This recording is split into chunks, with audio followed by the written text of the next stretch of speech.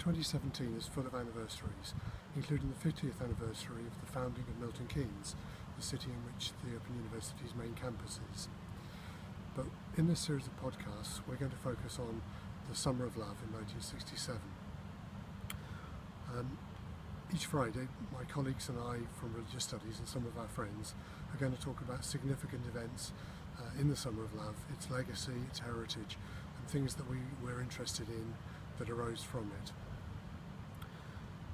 67 and the Summer of Love was the high point of the alternative culture, perhaps the hippie era, the high point of the 1960s, flower power, sex, drugs and rock and roll.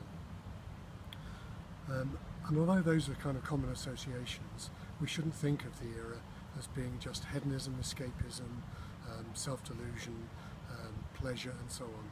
There are significant impacts and influences that came from the era, an era of the rise of youth culture, experimentation with new spiritualities, different ways of forming communities. So it shouldn't be remembered as escapism, and it shouldn't be dismissed as a failure because the year after was 1968. Things happened to change the mood of optimism and hope of the Summer of Love into something much more gloomy. The Summer of Love shouldn't be dismissed because it failed to end the Vietnam War. It became a marginal event, perhaps. What we're going to focus on is things that it generated that have lasting impact.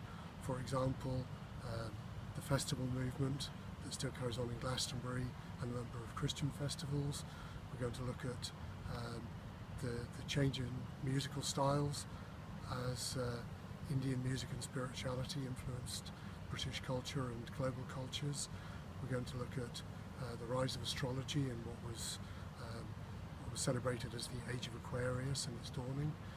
We're going to look at the challenge to austerity and the rise of the increase in secularization and a number of other exciting possibilities that arise from the Summer of Love in 1967.